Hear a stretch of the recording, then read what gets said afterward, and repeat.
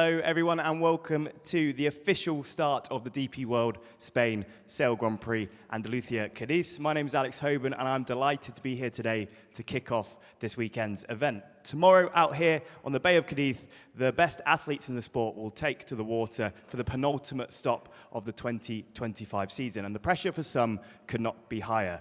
4 teams find themselves in close contention for a place in the winner-takes-all Grand Final, but only 3 teams can race in the Grand Final, and only 1 team can take home the $2 million prize and the Rolex SailGP Championship trophy.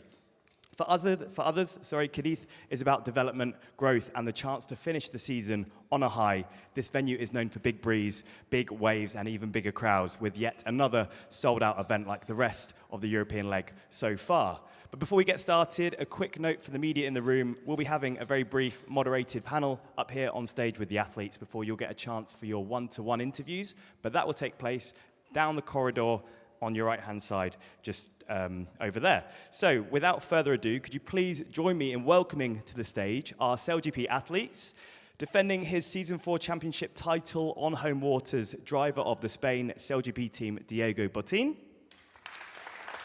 Your fleet leaders and 3-time SailGP champion, Bonds Flying Ruse, Tom Slingsby.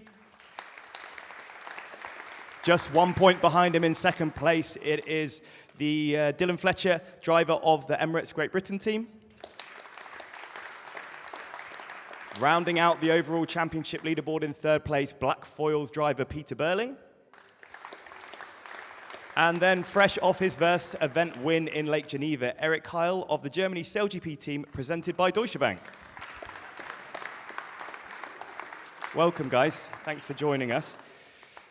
Okay, so Eric, congratulations on the win. Was there a moment where you thought we could actually win this during that race? I mean, after the start, looked pretty good for us. But we also thought after the first drive we might lose in a second. So yeah, it was an up and down for us, a roller coaster in that race. Your learning curve has been steep in SailGP this season, sometimes surprisingly so. Did you ever doubt the results would come? No, it's just a question how much time it takes. And yeah, we've had progress all year long, but it didn't show in results. And yeah, slowly a few more complete races coming together, and we feel good progress there. Well, congratulations once again. Finishing second in Geneva, Tom, the light wind didn't hold you back this time like it sometimes has in the past. Has there been a deliberate change in your approach, or did you just lock into better strategy with those new foils? Yeah, for sure we're trying to become a better light air team. Obviously, the focus has switched from the San Francisco finals of the first 4 seasons to an Abu Dhabi final event, and historically that's got lighter airs, and so we've really worked on our light air sailing and tried to make that the focus this year. You've spoken before about wanting Australia to be a complete team. Do you feel like you've got that versatility now? Yeah, I think we don't really worry about the weather conditions anymore. I think historically we always want the big wind and big waves, and we're a bit scared when it went light. That wasn't our strong suit, but now we're comfortable in everything, and actually the focus is to be more comfortable in the light airs and the heavy airs is the goal of this year, and we're definitely on track with that. We're feeling better, and hopefully it'll show in the next few events. And Diego, welcome home. This time not only as the current defending SailGP champion, but also as an Olympic gold medalist and Rolex World Sailor of the Year. How special is it to be here and to be showing off all of those achievements in front of your home fans? Well, yeah, it's always amazing to be here in Cádiz. Cádiz has a long history now with our team, and it really feels like home for us. Yeah, and as you said, we had a very nice year last season, but obviously we would love to deliver here in front of Cádiz, which we haven't done yet. And yeah, we're gonna put all our effort this weekend and see what happens. Delivering in front of an expected crowd of 100,000 fans is pretty incredible this weekend, and for the first time grandstand seating. Is there an advantage to having such support behind you? Yeah, I think so. There's advantages and disadvantages of having a home event, but definitely the crowd give us extra energy. We're going to put extra focus on every detail, and yeah, we're going to try our best. Good luck. Good luck out there, Pete. This venue is known for its consistent sea breezes, but it seems quite shifty out there at times. What's unique about this venue compared to what we've seen elsewhere in the European leg? Yeah, I mean, it's such a cool venue.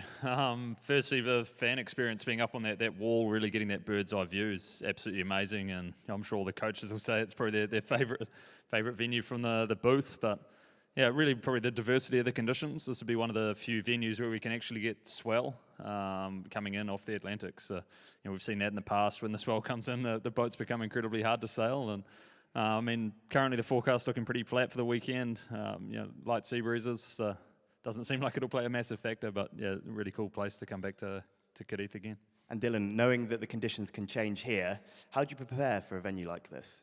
Yeah, well, obviously we've had 3 events now, with this being the last in quick succession. So I think we're all really enjoying it and love the racing. So we'll all be out here pushing. And what scenario in terms of conditions plays into your strengths as GBR? To be honest, I think we're happy with a bit of anything. Always prefer foiling because it's just a bit more fun, though. Sure, I can imagine. As we all know, the stakes for this weekend's event could not be higher. It's penultimate stop, and no one's position in the grand final is secure. Diego, you're the defending season champion, but you've got some work to do. You trail Australia by 6 points currently. Is consistency good enough to clinch a grand final spot, or does Cádiz demand a big, bold result? Yeah, you never know in this fleet. This fleet is getting closer and closer, and it's easier for top teams to have a bad event. But at the same time, these 3 teams that are ahead of us now in the season standings are super strong, and they're gonna be, I'm sure, putting good results on the board, and we're gonna have to do well. The good thing for us is we only need to think about going full on and have the best performance we can have. We don't have to look back, no? So yeah, it's mentally can be an advantage also. Okay, and I understand you'll also be doing some testing later today with the league's new 27.5 metre wing sail, but not on your own F50. Would you like to expand on that? Yeah. So we were supposed to sail yesterday, but there's been some tech issues that didn't allow us to sail. And today we will be sailing in the Aussie boat on the 27-meter wing, which possibly can be used in Abu Dhabi. I think if we get good time of today, we can get also a little advantage for Abu Dhabi, and we can also have good training time in the water to be ready for the weekend. So we'll try to explode our day as much as we can. We'll have a bit more hours than the rest, even though we are not doing practice racing. But a good opportunity for us. Tom, have you hidden your jetpacks that you have on board before Diego gets on there? Yeah, totally. We would love to be sailing our boat, but that's we got lucky in Geneva, being able to be the team that got to test the light air foils first, and this time SailGP said. It's Spain who are testing the 27.5 metre wing. So, unfortunately we're not in our boat today, but we'll be back in it tomorrow for racing. Okay, and Pete, Geneva wasn't the result for New Zealand. It wasn't the result you were looking for. What went wrong for the team there, and how do you bounce back this weekend? Yeah, I think it's definitely no secret. Geneva's not the result we're looking for. And the team's definitely been putting in a lot of hard work to really unpack that result and figure out how to make sure we move forward. For us, there were definitely some really positives in the light air. We felt like we were doing some things really well, but just a few, I suppose, key decisions on my behalf really let us down. So I think it shows you how close the racing is as well, where 1 or 2 decisions that aren't the best can really put you right to the back. And I think that just shows you the level SailGP is getting to across the board. And for us, it's about putting our best foot forward and making sure we put a good score on the board this weekend now. Yeah, as you say, it's super close, and last year you went into the grand final with a double-digit lead in the leaderboard. Is Australia still your main rival this year, or are you equally focused on Dylan and Diego? Well, I think any of the top 4 are super tight on the overall leaderboard at the moment, from Australia to Spain. So for us, it's really about making sure we keep putting good scores on the board. I'm sure it won't be decided prior to Abu Dhabi, so it'll be kind of continue to build momentum. And I think we've said all season long we just want to be the team that's on form going into Abu Dhabi, and we're really looking forward to making that a reality.